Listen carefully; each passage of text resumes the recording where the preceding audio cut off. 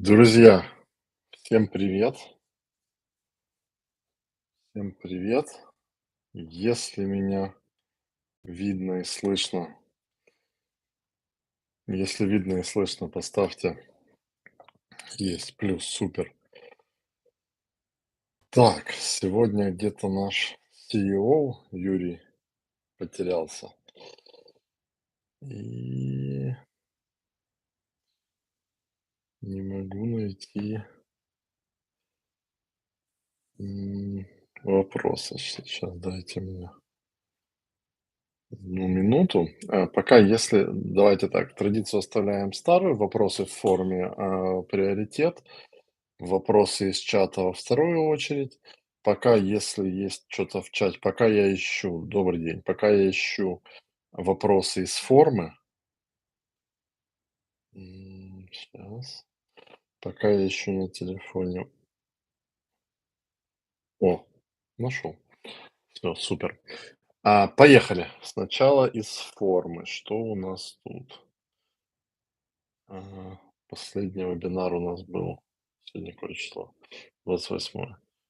Ага, вот. О, нормально так вопросов, супер. Поехали. Вопрос первый от Никиты. Как всегда, ребят, если я чей-то вопрос пропускаю, м, по каким-то причинам не увидел или что-то, вы пишете, я задавал вопрос в форму, мне на него не ответили, я его ищу.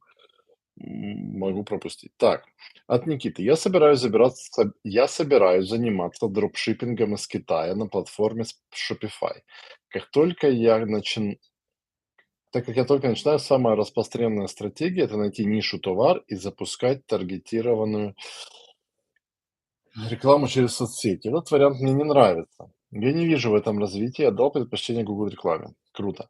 Подскажите, какую стратегию рекламы через Google использовать, чтобы добиться положительного результата? Если конкретнее, то какую компанию выбрать? Шопинг, поисковую PMax, чтобы протестировать товар и масштабировать рекламную кампанию дальше. И если на товар будет спрос, то какую компанию выбрать дальше? Смотрите, логика, логика такая. Я бы разделил стратегии на два типа стратегий. Стратегия первая — это когда мы строим некое подобие интернет-магазина. Когда мы не просто единичный товар, а мы, например, выбрали товары по рыбалке и начинаем строить там наживка, блесна, удочка, стульчик, и начинаем над этим всем, на этом всем строить интернет-магазин. Да, каждый отдельный товар может на своем отдельном лендинге продаваться. Там вот этот вот, например, комплект наживок. Но все это в целом как бы идет по логике интернет-магазина. То есть товары объединенные какой-то мыслью и следующей какой-то логикой, и человек может несколько заказать. В таком случае я бы шел по пути шопинг-компаний. Performance Max шопинг-компания, стандартная шопинг, но Performance Max будет кушать у нее динамический ремаркетинг и так дальше. То есть идти по пути мерчант-центра сюда. Если мы говорим о единичных товарах, например, там, то есть вы, знаете, товарка, которая вот на какие-то прикольные там, вот сейчас мне показывается реклама, там, выпрямители спины, типа такая штука на спину тебе вешают, и ты такой раз, весь распрямленный ходишь. То есть, и у них весь их сайт, все их это из одного единственного товара состоит. И они потом, например, вот продают полгода, потом они найдут какой-то там а, супер зарядка, тоже вот мне была прикольная штука, сегодня попалась новая. Диктофон для айфона. Ты по MagSafe его тоненькую такую штуку к телефону прикладываешь, и оно записывает твои разговоры, и плюс еще там транскрибирует их. Ну, интересный концепт, в общем, как такой диктофон, записная книжка. И вот там вот концепция, то есть один большой длинный лендинг, описывающий, какой крутой этот товар, и возможность купить товар.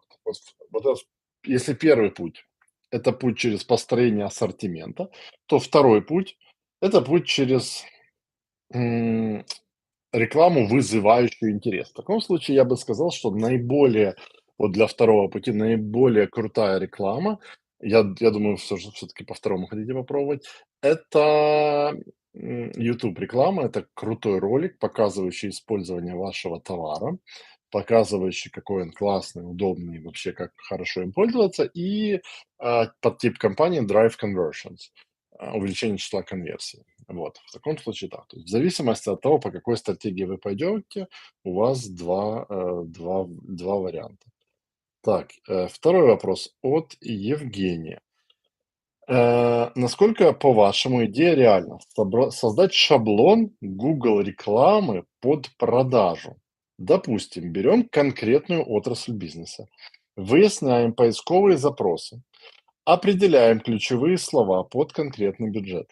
В общем, настраиваем поисковую кампанию и продаем заказчику за энную сумму денег. В итоге заказчик получает готовое решение для старта, с которым может работать самостоятельно, либо делегировать это подрядчику.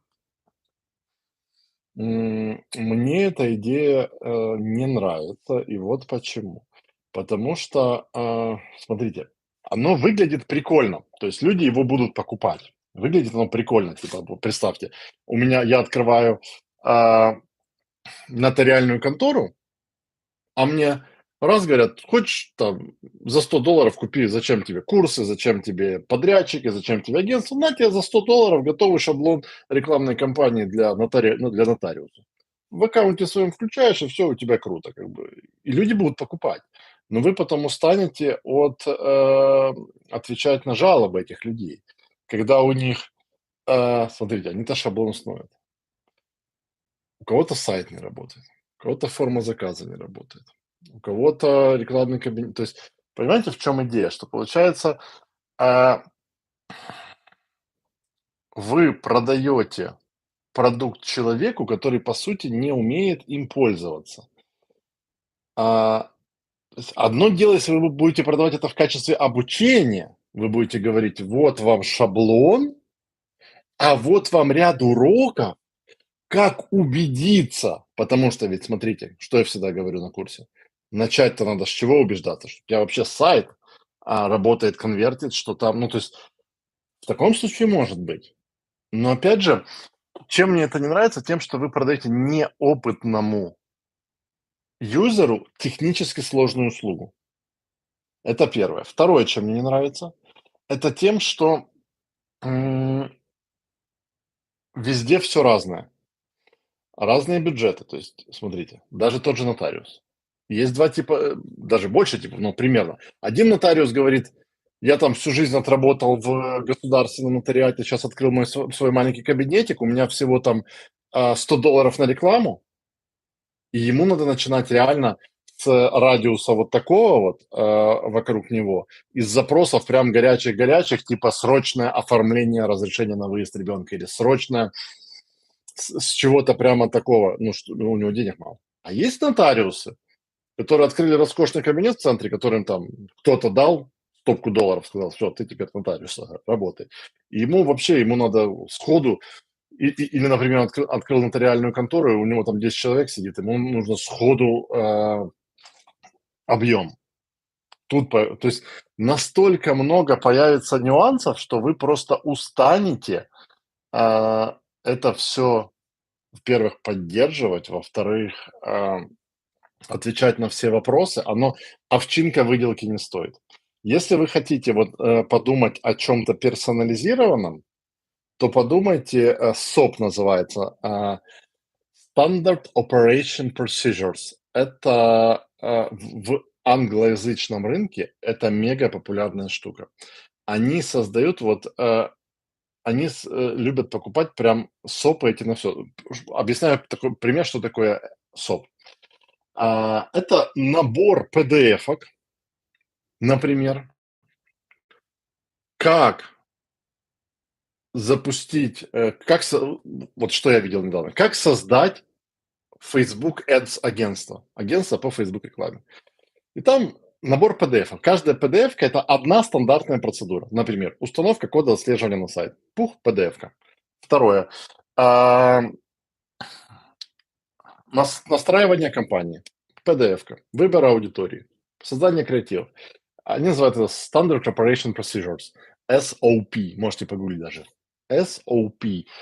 А, Эта штука прикольная, но в ней появляется необходимость поддержки, потому что будут менять интерфейс, будут менять что угодно, и вам будут постоянно у вас устаревшее.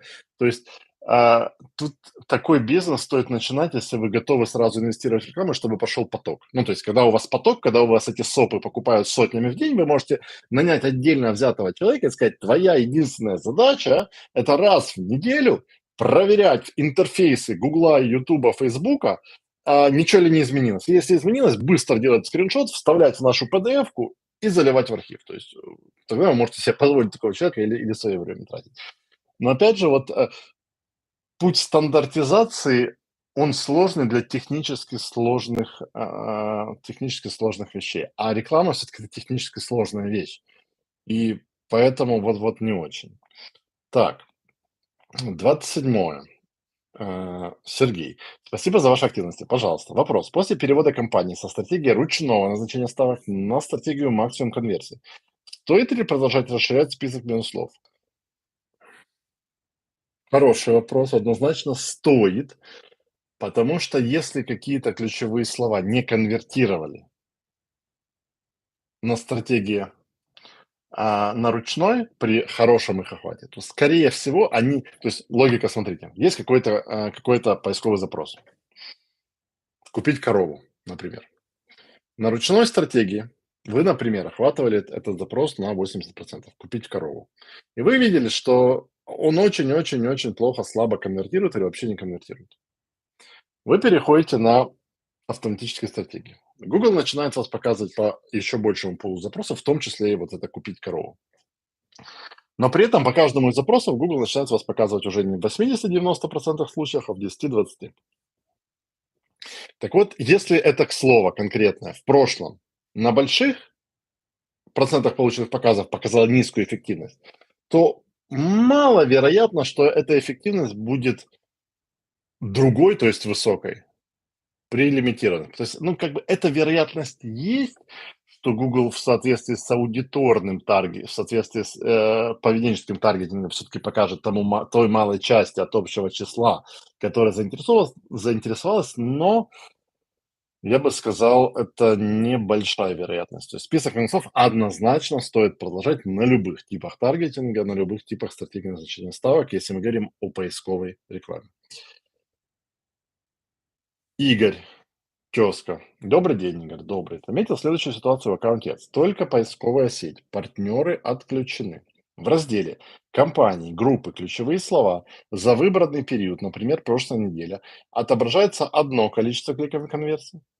А в разделе "Поисковые запросы" значительно меньше. Например, за прошлую неделю 600 кликов, 20 конверсий, ключевые слова, 400 кликов, 16 конверсий, поисковые запросы. Вопрос. В разделе "Поисковые запросы" показатели кликов и конверсий расходов меньше, чем в остальных разделах. Смотрите, нюанс в том, что Google, он редиска большая, он скрывает от нас примерно 40% запросов. А, Почему он это делает?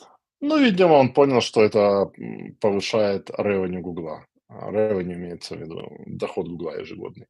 То есть они специально скрывают от нас 40% запросов. Соответственно, примерно 40. У кого-то меньше, у кого-то может быть чуть больше, но примерно 40. Соответственно, что означает? Что в разделе "Поисковые запросы" вы не видите те клики, и те конверсии, которые произошли по скрытым поисковым запросам. К сожалению, с этим бороться мы не можем. Но есть там такое полумера. Это в Google Analytics и Google Search Console не получится, в Google Analytics выловить их. Но это полумера и головная боль. То есть, по большому счету, нам приходится анализировать на основании того, что дает нам Google. То есть, получается, Google дает нам немножко ограниченные данные. Но, в принципе, как бы общую картину, общую логику это не слишком сильно искажает, потому как в основном Google не отображает запросы, которые редко запрашивались. А раз они редко запрашиваются, они имеют низкий вклад в общую эффективность. То есть логика примерно такая. Так, Артем. Добрый день. Буду проходить курс Маргулана Калиевича Сисимбаева. К удивлению, видел вас там спикером. Вы планируете физически посетить Казахстан? Физически планирую, но не в рамках. Давайте так, для всех, объясню. Есть, в Казахстане очень известный, ну, уже, наверно, бизнес-тренер, он миллиардер в прошлом, Маргулан Калиевич Сисимбаев. Это мой хороший товарищ, мы дружим, общаемся в инвест-клубе одном мы. То есть, и он пригласил меня год назад, они в Казахстане открывали программу "Прорыв", вторым спикером после него. Это все онлайн. Физически он меня, кстати, буквально сегодня пригласил на у него есть VIP-программа "Кайзен Клуб" закрытая, и вот туда спикером. Туда, наверное, буду в Казахстан приезжать. Вот, это топовая программа для предпринимателей в Казахстане. Там участие от $5000 в год, по-моему. По-моему, средний пакет $10 000 в год. Вот, там, скорее всего, буду физически, но пока не уверен. Вот. И то же самое, кстати, с Евгением Черняком в Big Money. Его скоро будем видеться с теми, кто в Big Money клуб и, мероприятие Черняка посещает. Дальше. Роман. Як можна рекламувати магазин для дорослих, щоб покази були не 10-12 сутки, а значно більше? Магазин для дорослих, я так розумію, це інтимні товари. На жаль, жодного досвіду немає продажів інтимних товарів. Тобто, дивіться, з точки зору техніки та методики те ж саме. Техніка та методика та ж сама. А от з точки зору законодавства та слідування правилам, ну, то, мабуть, трошки інше. Тому, тут вам тобто це вже, знаєте, є, методика, практика, техніка, а є нюанси законодавства, нюанси правил пошукових систем, нюанси рекламних систем. Тому тут, я вважаю, найкращим буде знайти людину, яка досвідчена саме в магазині, інтимних товарів.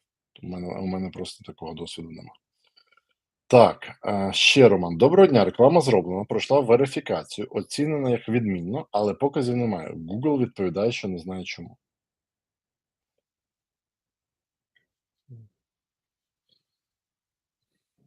Дивіться, у нас є в п'ятому модулі урок, який присвячено пошуку причин, чому не працює реклама. По цифрам дивитись. Якщо там все ок, порушень нема, техпідтримку писати. Ну, техпідтримка не може відповідати, що не знає чому.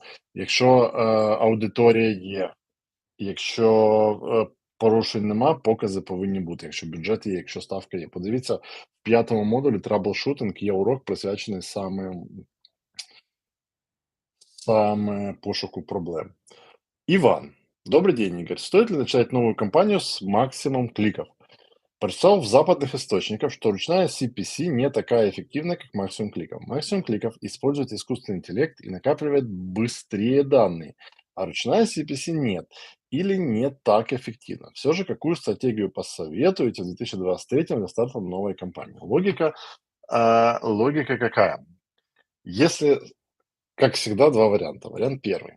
Если у вас большой бюджет, вы готовы его подслить немножко, ну, имеется в виду подуничтожить, но вам важно получить быстрые данные, то есть у вас есть деньги, вам нужно быстро запускаться, то максимум кликов – это хорошая стратегия на то, чтобы первые дни, недели получить данные на ней. Нормальная стратегия. Если у вас задача все-таки экономить бюджет, то есть если вы можете позволить себе более медленный старт, у всех по-разному, но вам все-таки важно немножко бюджет держать в рукавицах таких ежовых, то лучше начать manual CPC, ручная постановка кликов. Вот, то есть это зависит от того, какая у вас все-таки, какая первостепенная цель. Объясняю почему. Максимум кликов. Вот вы поставите бюджет 100 тысяч, максимум кликов вам на 100 тысяч привезет кликов. И не факт, что они будут качественные. То есть, он может вам один клик принести за $100, второй за полдоллара, третий за $500. То есть вы фактически говорите Google: "Google, дай мне вообще все, что, ты мне можешь принести". по-моему, есть, да не по-моему, есть урок про стратегию назначения ставок, и там я рассказываю про максимум кликов. То есть эта стратегия хороша для того, чтобы с толкача запустить, когда что-то там не работает. Либо же, когда у вас есть деньги, вот задача, чтобы завтра работала, послезавтра. И прямо, нужно тогда потратить на накапливание статистики.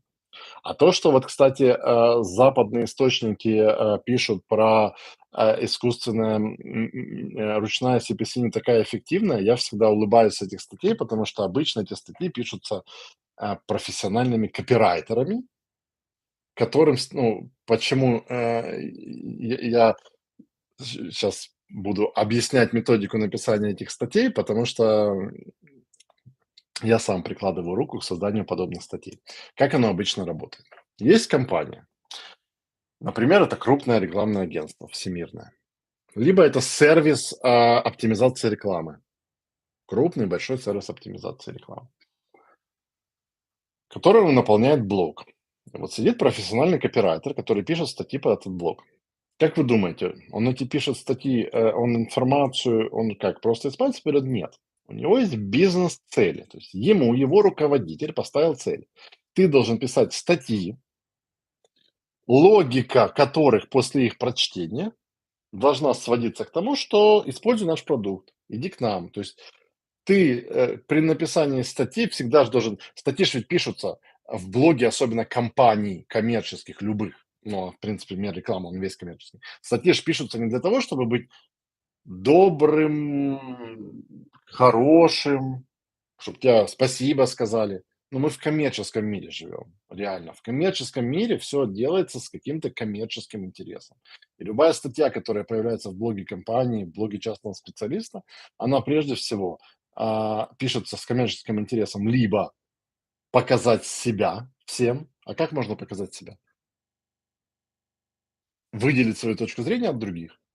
Сказать: "А я не такой. Вот все говорят делать так, а я делаю по-другому". То есть показать себя через дистанцирование от других. Либо же цель может быть дать пищу для размышлений и сделать нужный вывод. Прийти к тебе на обучение, стать твоим клиентом, воспользоваться твоим сервисом. Ну, то есть всегда абсолютно без, как оно, беспристрастной подачи информации не бывает. Поэтому такие специалисты, они пишут в основном для того, чтобы, если это частный специалист, показать, что а вот у меня другая точка зрения, не такая непризнанная, и вот поэтому. И обычно, если вы прочитаете, то выкладка этой статьи, она довольно такая в стиле типа вот так надо и все, потому что я так обнаружил, без объяснения логики под этим. Так, Владимир. Спасибо за легкое изложение материала. Пожалуйста, это в этом стараюсь. Прошел курс, внедряю знания в интернет-магазине. Пару месяцев ношу все вопросы. Почему так получается, когда попытаешься масштабировать продажи, увеличить ставку клика и вижу, что уменьшаются конверсии? Делал подобное более 5 раз и с разными группами товаров. Выбрал тактику. Увеличение количества товаров на сайте. Для справки сейчас около 4000, которые введены вручную, придерживаясь правила ввода. Конверсии 5-10 в день, 5-20 в день. Бюджет 15-20 в день долларов. Сейчас когда пытаешься масштабировать продажи, увеличиваешь ставку клика, уменьшается количество конверсий. Смотрите, бюджет, пирог. Бюджет это ваш пирог, торт. Купили вы торт. Красивый, вкусный торт. Это ваш бюджет рекламный. Вы говорите своему партнеру Гуглу, говорите, Google, ставку устанавливать.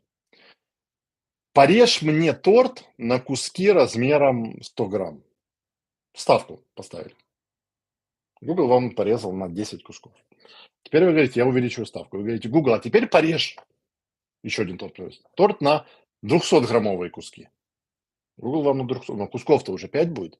Потому что при повышении, вы говорите, при повышении ставки у вас за тот же бюджет получится меньше конверсий. Скорее всего, вот почему. То есть ставка должна идти вместе с увеличением конверсии. Так, дальше, Роман. Здравствуйте, хочу получить совет по поводу перехода на ручные ставки с максимум конверсии и дальнейшего управления. Ниша пластиковые окна, ПВХ, канализационные трубы от импортера. Продаем оптом и в розницу со склада в Киеве. Показатель качества колеблется по разным словам от 5 до 7, в основном 7. Время показа с 8 до 7, до 17. По будням. Дал открутиться рекламе 2 недели на максимум конверсии. Получил статистику заявки. Средняя цена клика 12 гривен. При переходе на ручные ставки прислушался к совету Евгения и установил правила для корректировки ставок. Снизил ставку на 5% или выше 50% на первом месте. И повысить макс-цену за клик для показа вверху, если процент показа в верхнем блоке ниже 80%, беря данные со вчерашнего дня. Средняя цена клика снизилась до 7 гривен. По показателям Google пишет все в порядке. Процент полученных показов выше 80. В верхнем блоке 90, на первом месте 60-80, в зависимости от ключа. Но реклама перестала приносить обращения. Также реклама перестала откручиваться. К примеру, РУ-компания при дневном бюджете 380 гривен скручивает до 200 гривен бюджета. Также проверял в диагностике объявлений Google. Меня выбивает в половине случаев, когда я забиваю ключ для проверки. Покрутил так неделю, заявок ноль, вернул на макс конверсии, пошли заявки. Дневной бюджет на РУ и УКР компании 600 гривен. При стратегии макс конверсии среднее количество 5-10. Хочу все-таки перейти на ручные ставки, так как сейчас по некоторым ключам цены за клик космос. При этом, когда проверяю прогнозируемый чек и кликов, планировщик ключевых слов не пишет, что максимальная цена для первой позиции 8, а я плачу 48. Раскройте, пожалуйста, вопрос. Какая стратегия при работе со ставками вручную? Как контролировать и держать актуальную цену клика? И насколько это возможно автоматически или полуавтоматически? И, возможно, какие-то другие нюансы, чтобы не вылетать с аукциона, если конкурент поднял цену на 20 копеек, перекрыв мою ставку. Комплексный вопрос. М, Я бы порекомендовал следующее. Ту компанию, которая сейчас приносит конверсии вам, на максимуме конверсии, оставить как есть. Взять дальше в разделе поисковые запросы. Выбрать топ поисковых запросов, которые вам приносят конверсии по удобной и комфортной для вас цене. Вот это топ поисковых запросов. Их взять себе в карман. Из этой автоматической кампании их исключить в точном соответствии. Взять их с собой. Создать новую компанию. Туда их вставить в точном соответствии. Если они совсем разные, разные на них написать объявление. Если плюс-минус одинаковое одно объявление. И поставить ставки, вот которые рекомендует Google. Вот такой подход. М, Касательно вопроса, как автоматически или полуавтоматически держать актуальную цену клика. А, Один из способов, то есть опять тут нет ответа, который 100% однозначно только так. Один из способов — это корректировка с помощью правил. Вы писали, вы пробовали с помощью правил, не дает нужного результата. Я полагаю, что в вашей сфере вряд ли есть такая динамичность, что прямо там еженедельно, ежемесячно, ой, еженедельно, ежедневно даже кто-то что-то меняет. Я бы сказал, я бы на вашем месте раз в неделю, например, по понедельникам просто смотрел статистику за прошлую неделю и корректировал бы ставки вручную на глаз. Ну, не знаю, у меня так точнее получается. То есть мне лично спокойнее и безопаснее потратить, ну, на откорректировать ставки там для 20 ключевых слов у меня занимает, ну, минут 20, даже меньше. То есть мне комфортнее, безопаснее, спокойнее сделать это самостоятельно, взяв данные за прошлую неделю, чем доверять это правилам. Ранее у меня были правила, то есть еще 3-4 года назад я работал часто с правилами, но в то время Google нам давал намного больше данных. Google нам давал среднюю позицию. Google нам давал еще поисковые запросы не продал. То есть данные были открыты. И можно было, в принципе, очень, ну, гибко все это настраивать. Сейчас Google от нас сейчас данных скрыл, и Я бы советовал не прямо не пытаться это автоматизировать до такой степени. Все-таки раз в неделю, ну, какое-то время нужно уделять. Если же есть желание прямо вообще это автоматизировать, подключите Opteo, есть система OPTEO. Они в Лондоне находятся. У них есть система контроля за вашими показателями. То есть оно вам будет сообщать, что там имейлом там настроить можно, что у вас понизился такой процент, понизился такой, повысьте ставки, то есть оно будет автоматически вам смотреть. Но его я бы Apteo стал подключать при там бюджетах, ну, хотя бы $5000 в месяц и, объеме, то есть когда там 1000 ключевых слов, например. Вот. Почему я так, рекомендую все-таки вот ручные проверки? Потому что ручные проверки, они дают еще инсайты и понимание. Они дают, вы знаете, что отличает успешного предпринимателя в любой сфере, вот даже ларечника, там, мясника, который мясо, от неуспешного. Неуспешный, он дистанцируется от своих потребителей, он не знает. А успешный, он постоянно с ними общается. То есть успешный мясник в своей мясной лавке, он слышит, что люди чаще спрашивают телятину, и реже вот это, и смотрят на мимику людей, когда они смотрят на... То есть он в теме, он на кончиках пальцев чувствует бизнес. А неуспешный, он где-то ходит и просто на автомате все действия делает. Так вот, на мой взгляд, в сфере рекламы вот этот процесс, когда вы раз в недельку контролируете, это вот как раз о том, чтобы держать на кончиках пальцев и не забывать, что у тебя там. Какие ключевые слова, как они часто показываются, какие ставки. Оно помогает быть в теме. Какие поисковые запросы новые появились, что люди ищут, как люди меньше стали искать. Но оно все-таки позволяет вот чувствовать. Я бы это не автоматизировал прям до конца. Так, Олег, подскажите, пожалуйста, как добавить созданные нами аудитории и поисковые сегменты к созданным рекламным кампаниям? М, Это есть в модулях, посвященных аудиторным кампаниям дисплейным. Заходите в соответствующей компании в раздел «Аудитории», «Edit», «Редактировать», «Добавить аудиторию». Если не найдете кнопку "Аудитория", напишите под уроком, скиньте скриншот, вам куратор кнопку этим маркером обрисует. Создал рекламную кампанию в поисковой сети. Цель кампании — конверсии. После запуска кампании пошли заявки. Через пару дней заявки прекратились. Только тратятся деньги, а показов нет. Смотрите, если тратятся деньги, показов не быть не может. Вы платите, вот показы, вот клики, вот деньги. Деньги тратятся тогда, когда есть клики. Клики тратятся тогда, когда есть показы. Если нет показов, кликов быть не может, деньги тратиться не могут. То есть что-то у вас, вы куда-то не туда смотрите. Продолжаю читать. Также упал процент полученных показов в поисковой сети. Увеличение в 2 раза дневного бюджета результата не дало. Я использую, что еще можно предпринять. У нас в 5 модуле есть отдельные уроки, которые называются траблшутинг. Там вот есть, что делать, показов нет. Заходишь, смотришь, решаешь. Что делать, кликов нет. Заходишь, смотришь, решаешь. Что делать, конверсии нет. Заходишь, смотришь, решаешь. То есть из вашего описания либо не хватает ставки,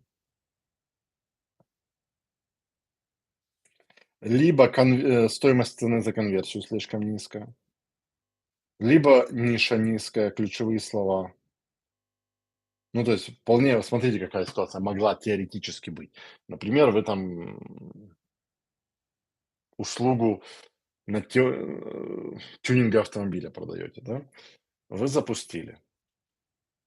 Google, вы новый на рынке, вот новинка какая-то. Google показал на небольшой, например, город. Google показал в этом городе там, тем людям, которые плюс-минус интересуются автомобилями или что-то гуглят по этим автомобилям, ваше объявление. 3-4 сразу среагировало, потому что это новое, интересно, прикольно. О, давай попробуем. Сделали конверсию. И дальше нет людей, которые этим заинтересуются по этой цене. То есть нужно или увеличивать стоимость, целевую стоимость за конверсию. То есть это логично, что изначально, обычно как идет? Изначально цена за конверсию дешевая, потому что ты новый на рынке, ты, так на практике обычно бывает, люди реагируют. Потом идет рост цены, прям до пика, а потом снижение и там какое-то устаканивание. Возможно, вот что-то из этого. Но пройдите уроки по траблшутингу. Так, Игорь, Евгений вопрос. Игорь, насколько модель расчета оплаты за результат верна и применима в жизни по вашему опыту? Вполне. Результат– это заявка, стоимость которой равна 10% от суммы рекламного бюджета за неделю. Заявка, стоимость которой равна 10% от суммы рекламного бюджета за неделю. Например, рекламный бюджет $1000, результат– это заявка за $100. Окей. Сложно. Ладно, дальше. При условии, что я полностью вкладываюсь в финансовый интернет-маркетинг, создаю сайт, оплачиваю хостинг, домен, настраиваю Google рекламу. Пример расчета. Месячный бюджет $300. Делим на 4 недели, получаем 75. 7,5 стоимость заявки, которую клиент должен оплатить мне.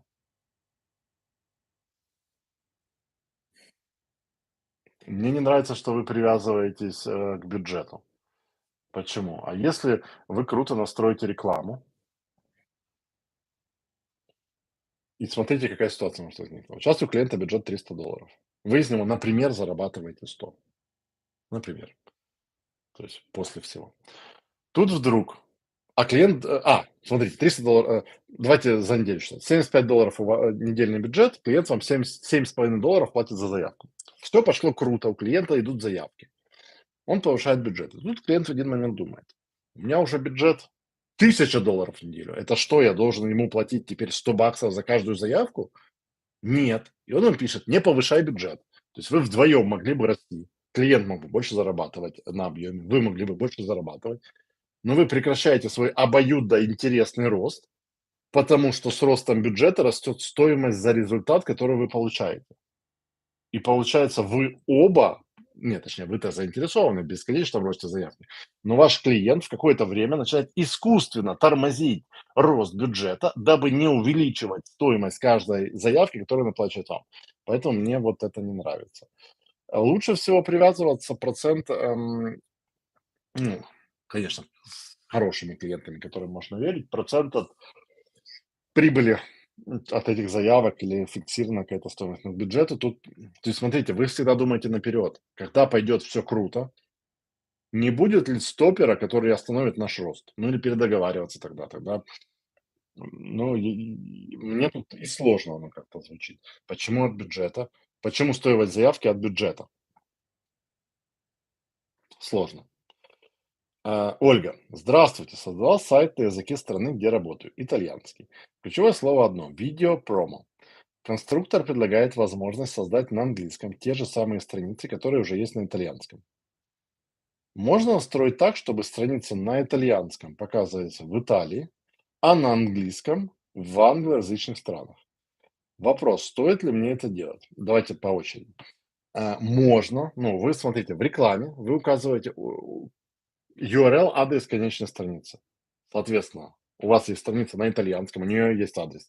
Там abvgd.com, видео промо IT, Италия. Вы ее копируете, вставляете в компанию, в которой настроен таргетинг на итальянский язык, на Италию. Дальше у вас есть страничка промо abvgd.com, промо видео US или in английский. Вы ее копируете, вставляете в компанию, которая на английский язык настроена. Дальше у вас есть там румынский язык, страничка с адресом на румынском языке, вы ее в компанию на румынском. То есть вообще без проблем хоть все языки мира. Стоит ли так делать?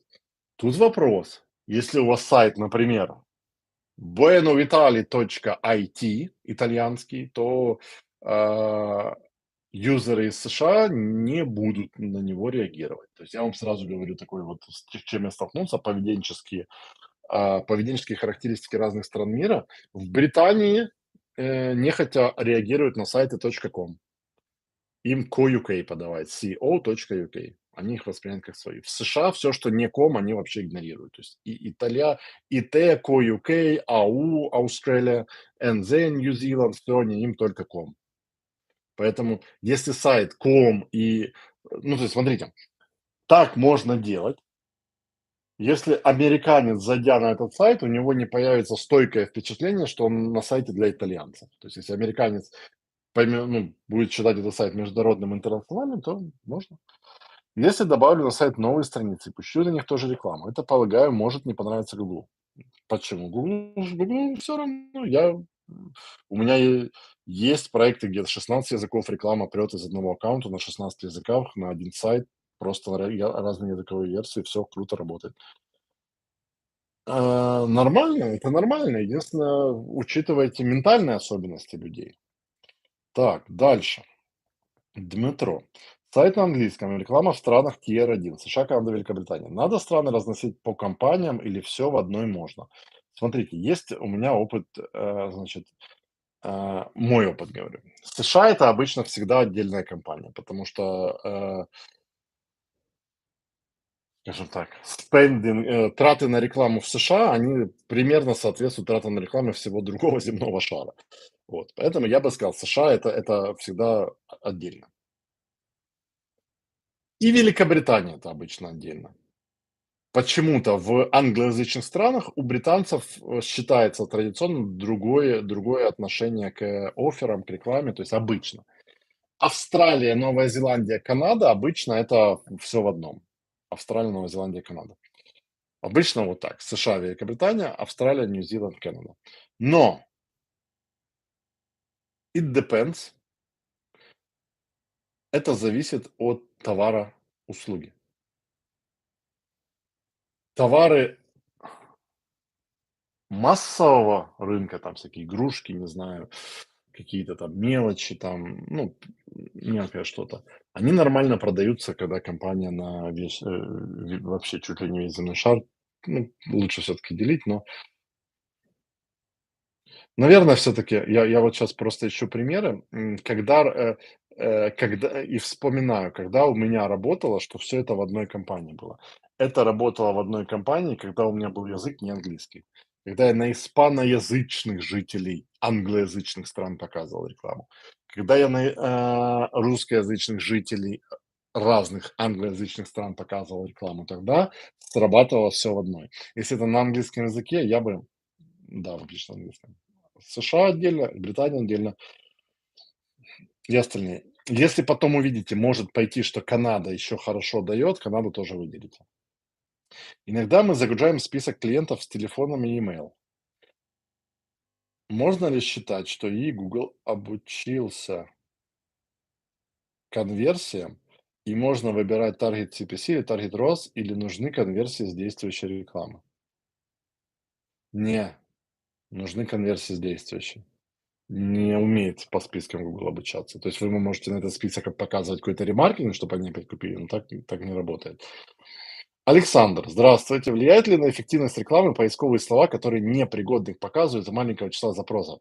Нужно ли их останавливать или можно ждать и надеяться, что они заработают? На эффективность рекламы они не влияют, они влияют на... Меня не напрягают, когда в пол аккаунта светится красное, написано мало показов. Чисто на засоренность. Можно ли ждать? Смотрите, если это ключевое слово «купить елку», то зимы стоит подождать. Если это ключевое слово, у которого никакой сезонности нет, удаляйте их.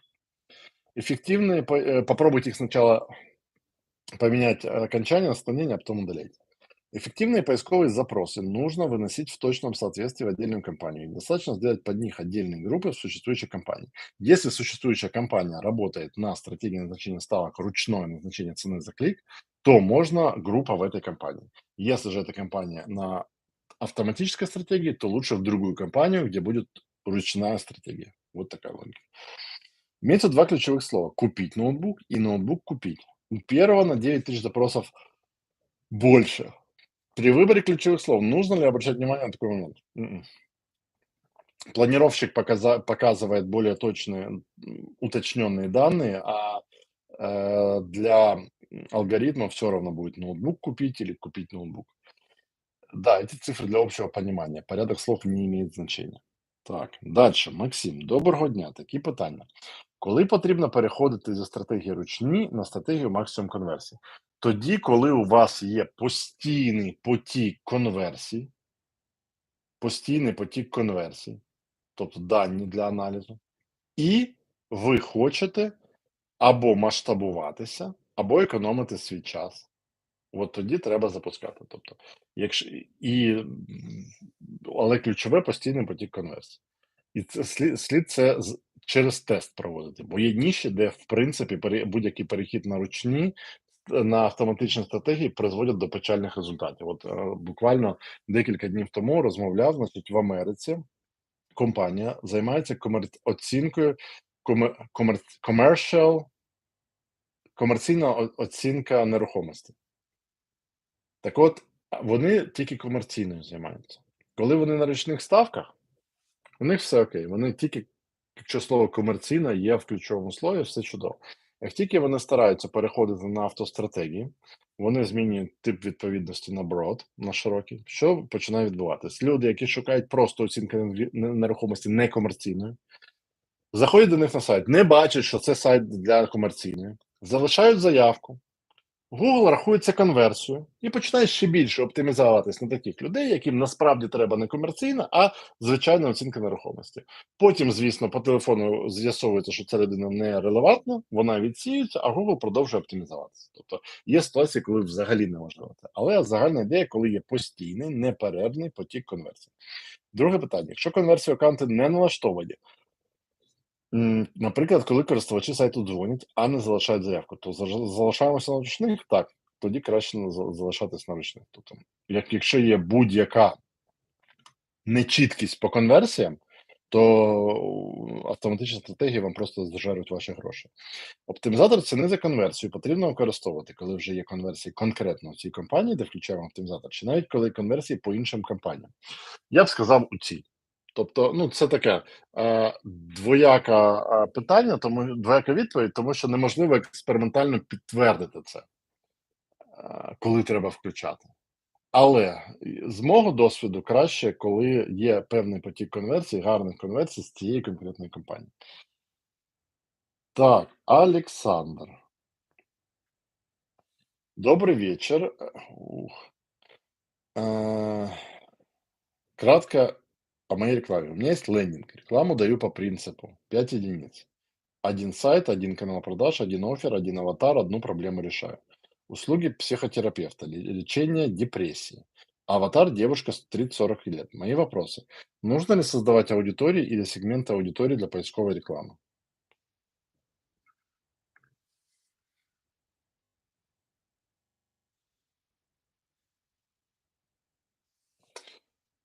Смотрите, особые сегменты для поисковой рекламы работать не будут, они для других типов рекламы. Стандартные сегменты добавить в наблюдение можно, таргетироваться по ним пока не надо. То есть можно и нужно добавить в эту поисковую кампанию в режиме наблюдения стандартные сегменты. А, Что-то там новое делать, таргетироваться пока не нужно. Чтобы привлечь через ключевые слова самых горячих клиентов, нужно добавить во фразовое и точное соответствие слова «как выйти из, избавиться, лечения». Это вы имеете в виду, как лечить депрессию, как выйти из депрессии, как избавиться от депрессии. Ну, если вы добавите слово «как», вы просто вот тут написали, добавить ключевое слово «как» в кавычках. Если вы добавите ключевое слово «как» в кавычках, то вы будете показываться по запросам, как варить яйца и как резать помидоры. Если вы в кавычках добавите ключевое слово «выйти из», вы будете показываться по запросам, э, как выйти из тюрьмы, грубо говоря. То есть ваши запросы – это, в кавычках, лечение депрессии, избавиться от депрессии, выйти из депрессии. Вот такие запросы. А, и то вам следует понимать, что это информационные запросы, и, скорее всего, под ними нет намерения прямо идти к психотерапевту, по ними намерение собрать инфы. Поэтому по таким вопросам вы можете какой-то лид-магнит давать, какой-то вебинар, лид-магнит, но, скорее всего, не прямо продавать. Прямо продавать, если вы хотите прям в лоб, тогда запросы следует смотреть психотерапевт, выход из депрессии, то есть связанный именно с поиском специалиста, который помогает выйти из депрессии. Вот так. Если добавить в поисковой рекламе таргет по некоторым странам, хотя вся компания стоит на весь мир, это усилит показ в этих странах при условии, что ставка по ключевому слову Средняя цена по этой стране. Добавление стран в таргетинг, если он по всему миру не усилит эти страны, но даст возможность регулировать ставку. Усиления не будет. В вашем случае я был бы осторожен со всем миром, особенно сейчас. Буквально у меня вот недавно опыт интересный. В компании с таргетингом на русский язык начало появляться дикое какое-то количество кликов и конверсий из Бангладеша, Пакистана и Индии. И они регистрации, фейковые лиды приходятся со всякими странными имейлами несуществующими. То есть на весь мир у вас может Индия, Бангладеш, ну, бот-фермы, похоже, очень круто подрезать вашу рекламу, подскушать ваши деньги. Поэтому я был бы осторожен с таргетингом на весь мир.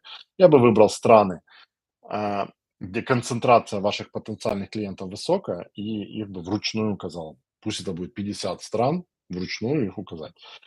Так, стоит ли обращать внимание на конкуренция? Индекс планировщика ключевых слов. Насколько этот параметр важен? Не особо. Это такой средний по палате. Я бы не обращал особого внимания. Планировщики ключевых слов, когда мы выбираем язык, но ключевое слово все равно пишем на русском. Например, страна Германия, немецкий язык, слово депрессия на русском. Это значит, что у пользователя интерфейс телефона на немецком, но объявление так когда искала, написала на русском. Да, да, совершенно верно. То есть вы увидите, вы напишите депрессия и укажете язык немецкий, там будет 5-10 показов. Вы напишите депрессия, укажете язык русский, вы увидите там 100-200 показов. Показатель качества ключевых слов 3 из 10. Хотя все дело по инструкции. В чем, если показатель качества 3 из 10, значит явно не по инструкции. В чем может быть причина, кроме ставки?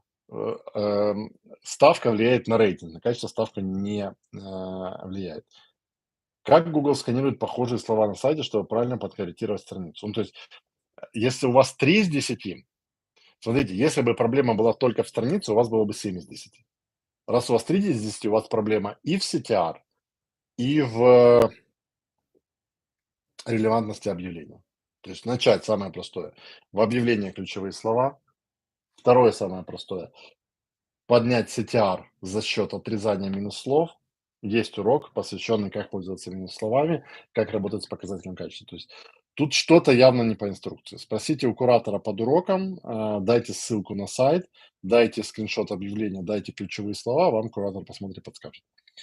Динамические заголовки. Как правильно и эффективно создать на примере моего бизнеса? До сих пор не могу понять логику их написания. Смотрите, динамические заголовки нужны тогда, когда у вас большое количество разноплановых ключевых слов, которые ведут на одну услугу. Например, а, мойка автомобиля, помыть автомобиля, отмыть автомобиль и так далее.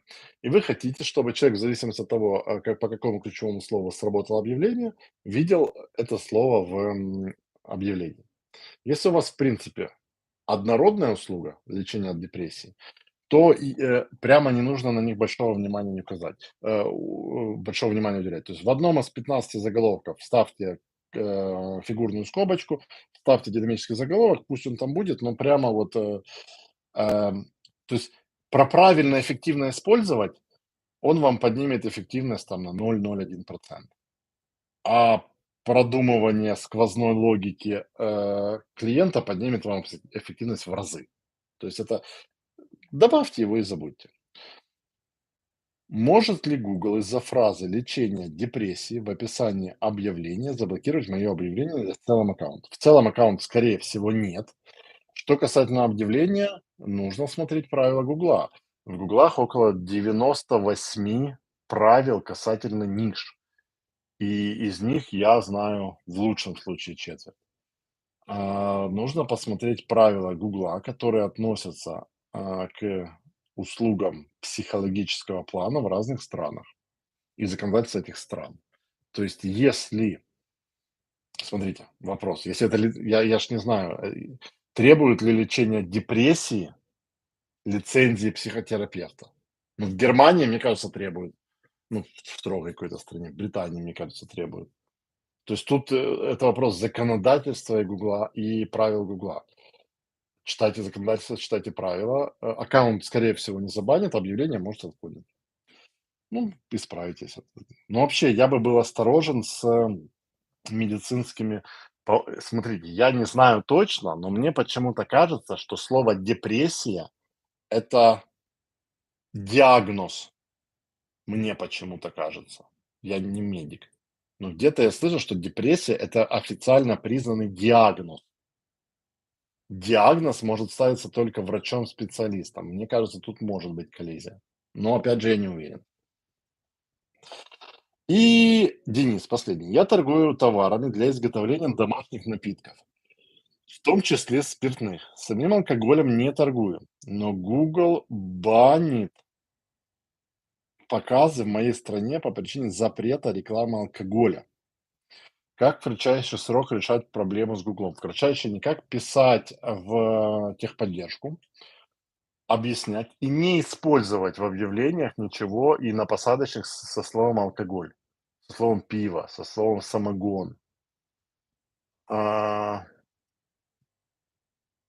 Подумайте, как это, то есть я понимаю, что сложно в описании там машины для изготовления пива убрать слово пиво, но возможно сделать дубликат этой странички специально под Google, там написать машина для изготовления напитка методом брожения. Но думаю, если покопаться в богатстве языка, то можно придумать, а, как назвать эту штуку. Ну, тут ну, если вы будете слова, связанные с алкоголем, писать, проблема будет по-любому. Поэтому избегать слов. Причем оно, знаете, как будет? Вы потратите неделю, техподдержка скажет, да, вы правы. А вот сейчас я подумал, а еще и не факт, что скажет. Потому что в некоторых странах изготовление алкоголя — это подакцизный вид деятельности. Если в стране, где вы это делаете, это тоже подакцизный вид деятельности, просто есть ситуации, когда наказывают за алкоголеварение, а есть когда просто в уголовном кодексе нету за это статьи, но это подлицензионная деятельность. И тогда Google может вам сказать, сори, нет, потому что сам факт. Ну, я бы, значит, для безопасности я бы вообще перефразировал все из страницы объявления таким образом, чтобы это выглядело как, что хоть квас вари, хочешь квас вари, не хочешь квас вари, можно еще что то сварить, например, другие напитки, вот, как-то так. Наверное, как бы я поступил? Я бы начал переписку с техподдержкой "Гугла", пободался бы с ними какое-то время, посмотрел их аргументы. Если они скажут: "Да, вы правы, все ок, убираем все баны, все эти, все ок", а, то работать дальше. Если скажет: "Нет, не ок", менять. Ну, тут вы им не докажете. Если скажет, всё ок, а потом опять забанят, то просто знайте, что это будет бесконечный процесс. Вы будете каждый месяц им писать, неделю ждать, они будут разбанивать, потом опять забанивать автоматически, потом опять писать. Это бесконечный процесс. Поэтому мне кажется, что тут в конце концов вы придете к тому, что нужно как-то эти пивоварильные, самогоноварильные машины по-другому называть. Так, вопросы в форме закончились, читаю в чате. Вы отвечали на первый вопрос, это был мой. Я хочу открыть в приоритете нишевый магазин на Shopify. Как вы сказали, в пример, удочки-тапочки. Тут только Google Shopping, да, Google Shopping, Performance Max Shopping, динамический ремаркетинг, вот что, вот это все, это ваша парафия. Спасибо, ответ. По поводу вопроса нишек канализационных труб ПВХ. Я до сих пор сижу на максимум конверсии. Я разделил группы в компаниях по диаметру труб с отдельными объявлениями и ключами. Конверсии приносят разные ключи. Google часто не показывает, какой именно поисковый ключ принес конверсию. Я бы сказал, значит, максимум конверсии — это ваша компания, ваш тип компании. Не пойму, почему Google не докручивает бюджет по ручных ставках, хотя он и есть, и во всем показателям Google пишет все окей. Дело в том, что по ручным ставкам иногда невозможно достать те запросы, которые Google достает на автостратегиях. То есть есть такая особенность. То есть на автостратегиях, особенно с широкими ключами, у Гугла намного больше возможностей достать самые глубокие, редкие, непривычные ключевые слова, а при этом при переходе на ручные вы ж явно уже, с широкого будете использовать, фразовые или точные. Ну, тут как бы такая коллизия получается. Возможно, максимум конверсии — это стратегия, которая в вашем конкретном случае будет оптимальна. При максимуме конверсии последние дни средняя цена 40 гривен, что Google его не показывает. Смотрите, Если вы работаете на стратегии максимум конверсии, я бы на цену клика не обращал внимания. Смотрите, для меня, Google мне принес клиента, я заплатил за 5 кликов по 8 гривен или за один клик 40 гривен. Ну, мне не важно, если Google мне принес клиента. То есть я бы не оценивал эффективность, генерации заказов по стоимости отдельного клика. Я понимаю, что хочется сэкономить, хочется оптимизироваться, но возможно, что в вашем конкретном случае вот так вот. Да, это нечастый запрос, раз Google мне его не отдал. Почему же тогда Google за этот клик берет в районе 40 гривен, ведь если запрос нечастый, то клик должен быть дешевый? А потому что на стоимость клика Гугла влияет не только, насколько часто этот запрос, а насколько этот клиент, у нас же и в поисковой сети есть аудиторный таргетинг, есть разные намерения. То есть, смотрите, Гуглу проще. Давайте так, я привожу пример. Google видит по поведенческим факторам, что люди в основном, если вечером совершили какую-то покупку, люди этим же вечером, например, вот есть категория людей шоперы. Вот признаюсь, мне иногда нравится что-то купить. Ну, прям получаю удовольствие что-то купить вечером. Но обычно это заканчивается на одной покупке. Так вот, Google знает, что есть такая вот, например, категория людей, которые что-то вот им свербит что-то купить, они купили и успокоились. Google понимает, что этот человек может пойти купить, из YouTube рекламы. То есть вот Google понимает, что сейчас человека сеанс, в телефоне, он чё-то там ищет в "Гугле", смотрит ютубчик, переходит по ссылкам, и Google думает себе: "Всех же на мозгах". Или я ему сейчас дам какое-то рекламное объявление за 50 копеек, мне рекламодатель заплатит 50 копеек, Google купит. Или я чуть-чуть подожду, не покажу это объявление, а покажу его позже в "Ютубе" и получу уже там 40 гривен. То есть логика в том, что, процесс на автоматических стратегиях, процесс назначения ставок, он не зависит прямо от популярности ключевого слова. Он зависит от картины в целом. Так, а, видел у вас информацию касательно проекта для помощи онкобольным. Можете подробно о нем рассказать? У меня нет проекта для помощи онкобольным. Не знаю. Проект помощи онкобольным. Такого проекта нету, не знаю о нем. Или уточните, или просто никак не пойму этих механику Гугла. Решил вот у вас уточнить. Ну, тут дело вот в том, что на автостратегиях человек оценивается, а не ключевое слово. Алкоголь исключить с сайта не выйдет. Алкоголь есть в названии товаров. Тогда бодаться дальше с Гуглом. Бодаться с Гуглом. Пробовать. То есть это процесс итерационный. Писать техподдержку, что не нравится, вот это не нравится, это исправил, а теперь лучше, а еще вот это. Но обойти, ну, смотрите, давайте так я скажу. Существуют в природе методы обхода этих вещей. Они называются клакинг, подмена содержимого страниц. Они называются фарминг аккаунтов. Но это все серые сферы. То есть я не сторонник, не люблю, никогда не использовал. И, ну, это из разряда мошенничества. То есть просто знайте, что такое существует. По поводу алкоголя. Если зарегистрировать аккаунт в стране, где нет запрета на рекламу, не, Google смотрит по стране таргетинга, а не по стране регистрации аккаунта, куда реклама идет, а не где, откуда аккаунт. Подскажите, пожалуйста, Google переложил в ПДВ в Украине на рекламодателя. Можно ли как-то обойти это?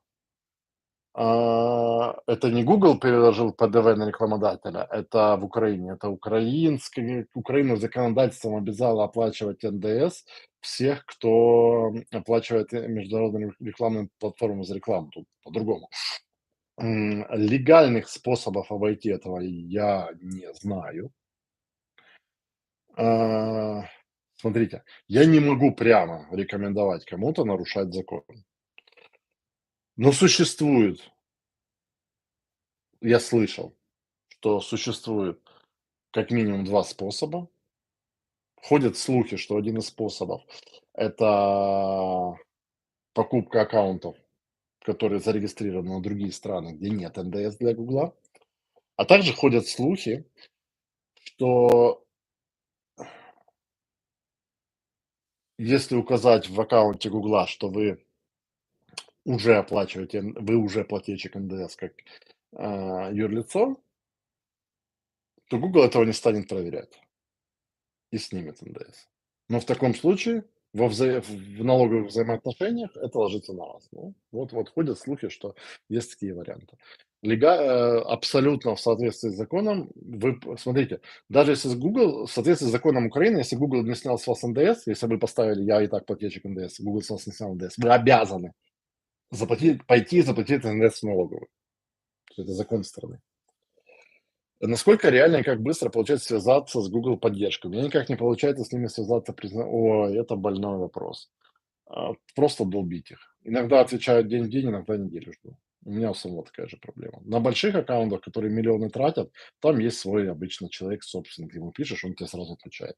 На аккаунтах, которые там до 50 000 долларов в месяц, обычно куча проблем. Ну, они сокращают техподдержку. У "Гугла" щас не все хорошо. Они переводят ее на аутсорс, в Индию. Ну, короче, печально с "Гуглом" щас. С поддержкой именно. Поэтому да. Сам Google дал ключевые слова, которые использую как самые популярные, или ему все равно можно Сам Google дал ключевые, которые я использовал как самые популярные, или ему все равно, можно их использовать или нет? Смотрите, Google рекомендация — это одно, правило — это другое. То есть Google может вам рекомендовать, продажа оружия Киев — ключевое слово, потом его забанить объявлением. То есть, нет, это разные вещи. Вы вроде сторис выставляли, что мошенники от вашего имени собирали деньги. Не было сторис, что мошенники от моего имени собирали деньги. Не знаю. Google блоканул аккаунт Google Ads и Merchant и не пускает в рекламу. Причина — обман покупателей. Сайт на хорошо, все условия покупки, возврата и т.д. есть. Обычно, если такая именно эта причина обычно, по моему опыту, в бизнес-модели что-то не совсем гладко. Опять же, это из моего опыта. Что вот именно вот эта причина обман покупателя, обычно она не беспочвенная. Если реально у вас абсолютно красивый, белый, пушистый супер товар, никаких нету проблем, все, ну, как бы вы там, например, подаете детских мишек, и деткам их на следующий день отправляете, и такая причина — бодаться с техподдержкой, писать, рассказывать, какой обман покупателя. Если же у вас реально там, типа, покупаешь что-то с тебя потом списывается что-то, или купил одно, присылает другое, то, тут как бы никак. Ну, вот эта причина, она обычно есть какое-то у нее основание. Будет ли решением удалить связанные с алкоголем слова из объявления или нужно убирать их с сайта? Это может быть полумерой. Смотрите, вы можете убрать, слова, связанные с алкоголем, из объявления, и до тех пор, пока или ручная модерация, вы не попадете на ручную модерацию, или бот не решит проанализировать глубоко страничку, у вас, проблем не будет. Вот. То есть как одна из попыток — это вариант. На сайте есть перевод на разные языки, но при нажатии. Отдельных страниц на разные языки нет. Можно ли таким образом продвигать, на разные континенты? М, а вы уверены, что если человек зайдет из, Италии, ему сайт на итальянском откроется? Потому что, если вы считаете, что человек зайдет на английский сайт из Италии, найдет кнопочку "Переключить язык" и переключит, то так сделает 1% людей. То есть если на вашем сайте есть какой-то супермодуль, который определяет: "Ага, этот из Италии, на тебе итальянский, а этот из Швейцарии, и он, на французском говорит, на тебе такую", то есть, ну, тогда можно. А если вы думаете, что люди сами будут переключать язык, не будут, они закроют и все. Логично ли при сезонности товара, при стратегии максимум конверсий оптимизовать кампанию для заученных людей, чтобы не откручивать бюджет на одних и тех же, так как падает спрос? Есть, кстати, смысл. Есть смысл. В этом есть смысл, но тогда вам нужно, по идее, дайте вспомнить, указать, кого вы считаете. Там есть в конверсиях, настройках, настройка, кого вы считаете существующими. Какая аудитория считается существующими. Рекламирую первый год и не знаю, как действовать при сезонности. Ниша удобрения. Я бы проще делал. Создал аудиторию покупателей, исключил ее из рекламы и все. Не показывать рекламу покупателям. Все. И норм. Поддержка не может найти причину, говорит, что не понимает, в чем дело. После изучения содержания сайта. Бизнес белый. Перед этим был сайт на проме, тоже ушел блог. Вот это вообще, я первый раз такое встречаю, что поддержка не понимает, в чем дело, и после изучения содержания сайта. Ну и долбать техподдержку. То есть их надо прям долбать. Соедините меня с кем-то компетентным, подключите специалиста. И еще один совет, попробуйте писать в техподдержку на разных языках. На русском написали, что-то там не отвечают, переключаете на английский, пишите на английском языке. Вот. Но в принципе, как бы не понимает, в чем дело техподдержка, это означает нам лень проверять. А начать с чего-то одного. Вот тут не так. Ну, то есть, смотрите, когда вы тоже, кстати, это индусы в техподдержке Гугла меня научили. Им, когда пишешь, например, 5 вопросов, например, у меня заблокирован мерчант, у меня заблокировано это, у меня заблокировано объявление, а пятый вопрос какой-то безобидный, типа, как поднять ставку. Они всегда выбирают один и отвечают тебе на один самый простой. Поэтому с техподдержкой надо так, один вопрос и до конца. Почему? Почему? Почему? Один решили, следующий вопрос. Почему? Почему? Почему? Потому что, когда вы несколько задаете, они самый простой всегда выбирают. По поводу алкоголя. С магазином интимных товаров в Украине эта схема работала лет 7 назад. Регистрация аккаунтов в стране, где не запрещен подобный контент. И сейчас, судя по всему, тоже. Не специалист в алкоголе и интимных товаров, поэтому не подскажу. Возможно. По правилам на страну таргетинга. То есть, например, вот у меня был случай. Аккаунт зарегистрирован в Украине, реклама алкогольной продукции в Казахстане Google заблокировал, потому что в Казахстане прямо запрещена реклама алкогольной продукции. Вот. При старте кампании как понять, какая ставка будет конкурентна моей нише? Так как Google пишет, что недостаточно ставка. Урок, модуль 2, урок про определение ставки, планировщик ключевых слов, открываете, он вам показывает конкурентную ставку. Я убрал слова типа "пиво", "для пива" и отправил на апелляцию. Вопрос не решился. Поддержку пока не писал. Апелляция автоматическая или апелляция автоматическая. В техподдержке живой человек. Апелляция всегда почти 99% случаев автоматическая. Писать техподдержку. Может ли быть причина в том, что была ошибка, пока сайт был на была ошибка? Может. Если, смотрите, если когда сайт был на проме, там что то жесткое было нарушение, то может история аккаунта. Новый аккаунт попробовать создать. Так, друзья, спасибо вам за вопросы. Приятно было пообщаться. Сегодня такой интересный, насыщенный вышел вечер. До новых встреч. Увидимся на следующем вебинаре "Вопрос-ответ". Всем пока.